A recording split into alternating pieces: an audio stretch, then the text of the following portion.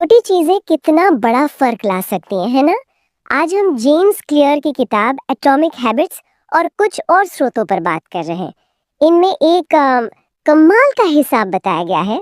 रोज सिर्फ 1% बेहतर होना साल के अंत तक 37 गुना बेहतर बना सकता है। हाँ बिल्कुल। लेकिन इसका उल्टा भी उतना ही पावरफुल है ना? 1% रोज नीचे जाना और आप लगभग शून्य पर पहुंच सकते हैं। सही बात है। और ये 1% वाली बात ना शुरू में दिखती नहीं है, यही मुश्किल है। हम अक्सर सोचते हैं बड़े बदलाव एकदम से कुछ हो जाए, और रोज के छोटे छोटे लगभग अदृश्य सुधारों को हम नजरअंदाज कर देते हैं। हाँ। ये स्रोत यही बताते हैं कि असली तरक्की इन्हीं लगातार छोटे कदमों से होती है। क्लियर ने इसे प्लेटो ऑफ लेटेंट पोटेंशियल कहा है। अच्छा। मतलब वो समतल दौर जहाँ कोशिशें जमा हो रही हैं पर नतीजा नहीं दिख रहा। अच्छा। जैसे बर्फ 31 डिग्री तक कुछ नहीं होता, पर 32 होते ही पिघलने लगती है। अच्छा। और सारी जमा हुई कोशिशें एक पॉइंट पे दिखती है। ये सोचने वाली बात है कि मेहनत बेकार नहीं जाती, बस नतीजे दिखने में थोड़ा वक्त लगता है। तो चलिए इसी सोच को थोड़ा और खोलते हैं, देखते हैं ये स्रोत हमें आदतों, लक्ष्यों और इस लगातार सुधार के बारे में और क्या सिखाते हैं। एक चीज जो मुझे काफी दिलचस्प लगी वो है लक्ष्यों यानी गोल्स के बजाय सिस्टम पर ध्यान देना। हाँ। लक्ष्य तो वो है जो हम पाना चाहते हैं, जैसे मान लीजिए मैराथन दौड़ना, पर सिस्टम वो तरीका है जिससे हम वहां पहुंचते हैं। हमारा ट्रेनिंग प्लान, डाइट, सोने का समय, ये सब सब। मुझे ये पहले थोड़ा उल्टा सा लगा था। क्या लक्ष्य जरूरी नहीं है फिर? नहीं, जरूरी तो है, ऐसा नहीं है, लेकिन उनका रोल थोड़ा अलग है। लक्ष्य दिशा तय करने के लिए अच्छे हैं, पर आगे बढ़ने के लिए, रोज चलने के लिए सिस्टम चाहिए। स्रोत ये तर्क देते हैं कि जीतने वाले और हारने वाले दोनों के लक्ष्य तो अक्सर एक जैसे ही होते हैं। अच्छा। हाँ, फर्क उनके सिस्टम में होता है। अगर आदतें बदलने में मुश्किल हो रही है ना, तो समस्या शायद हम में नहीं, हमारे सिस्टम में है। बुरी आदतें भी इसीलिए बार बार होती हैं क्योंकि उन्हें सपोर्ट करने वाला कोई ना कोई सिस्टम अनजाने में बन गया होता है। और ये सिस्टम सिर्फ बाहरी चीजें नहीं है, राइट? ये हमारी पहचान, हमारी आइडेंटिटी से भी जुड़े हैं। स्रोतों में एक बात ने मुझे सचमुच चौंकाया कि सबसे असरदार बदलाव तब होता है जब हम क्या हासिल करना है से ज्यादा इस पर ध्यान दें कि हमें कौन बनना है। बिल्कुल सही कहा। हर आदत चाहे अच्छी हो या बुरी, वो एक तरह का वोट है कि हम किस तरह के इंसान बनना चाहते हैं। हाँ, ये बहुत गहरी बात है। आमतौर पर हम सोचते हैं आदतें बदलेंगे तो नतीजे बदलेंगे, वजन कम होगा, पैसे ज्यादा आएंगे। पर इन स्रोतों का नजरिया है कि आदतें असल में हमारी पहचान बनाती हैं। पहचान? हाँ, और यही अंदरूनी बदलाव सबसे टिकाऊ होता है। आप जो लगातार करते हैं, आप धीरे धीरे वही बन जाते हैं। ये सिर्फ बाहर के रिजल्ट्स का खेल नहीं है, ये खुद को बदलने का प्रोसेस है। तो इस गहरी समझ को रोजमर्रा की जिंदगी में कैसे उतारें?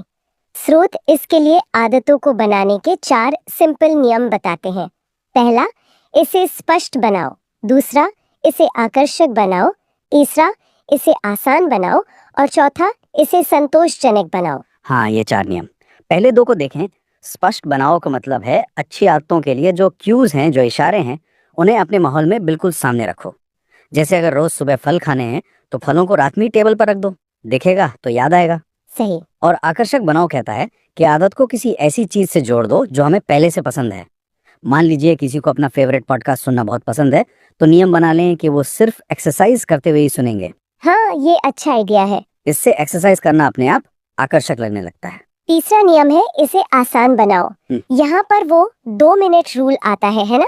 हाँ बिल्कुल। कोई भी नई आदत शुरू करते समय उसे इतना छोटा कर दो कि 2 मिनट या उससे कम में हो जाए।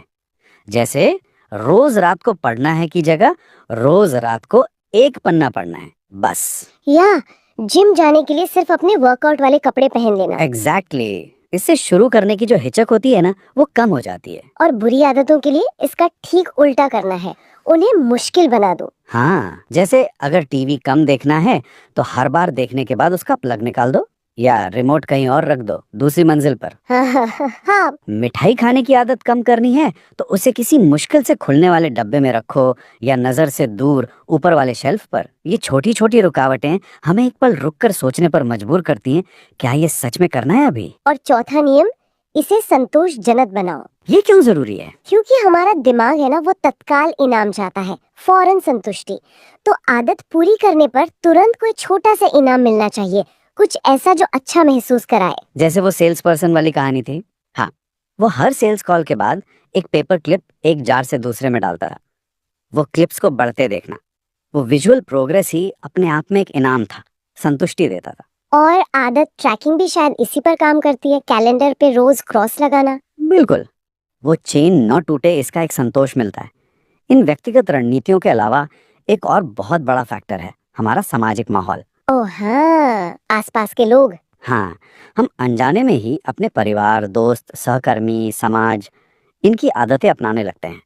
वो पोलगार बहनों वाला उदाहरण याद है? हाँ हाँ, शतरंज वाला। हाँ, उनके परिवार ने शतरंज को इतनी प्राथमिकता दी कि तीनों बहनें ग्रैंड मास्टर बन गई। उनके लिए शतरंज खेलना सांस लेने जैसा नॉवल और आकर्षक था। कमाल है। तो इसका मतलब है कि हमें ऐसी जगहें, ऐसे ग्रुप्स ढूंढने चाहिए जहां हमारी मनचाही आदतें आम बात हो, नॉर्मल हो। किताब टाइम पर पूरी करने के लिए अपने सारे कपड़े लॉक करवा दिए थे। हाँ, ताकि बाहर जा ही न सकें और सिर्फ लिखने पर ध्यान दें। इसे कमिटमेंट डिवाइस कहते हैं। मतलब आज एक ऐसा फैसला लेना जो कल के हमारे बर्ताव को कंट्रोल करे। तो कुल मिलाकर इन स्रोतों से यही समझ आता है कि बड़े नतीजों के लिए बड़े नाटकीय कदम जरूरी नहीं है। लगातार छोटे छोटे सुधार, लक्ष्यों से ज्यादा सिस्टम पर ध्यान देना और अपनी आदतों को अपनी पहचान से जोड़ना, ये चीजें ज्यादा मायने रखती हैं। सही कहा।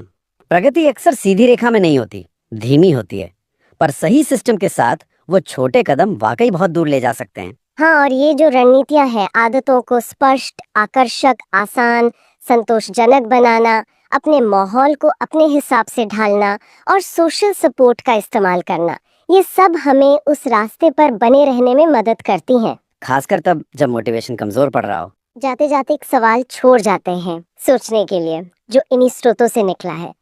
जब कोई आदत इतनी ऑटोमेटिक हो जाती है, इतनी सहज, कि हम उसे बिना सोचे समझे करने लगते हैं, तो क्या हम उसमें और बेहतर होना बंद कर देते हैं?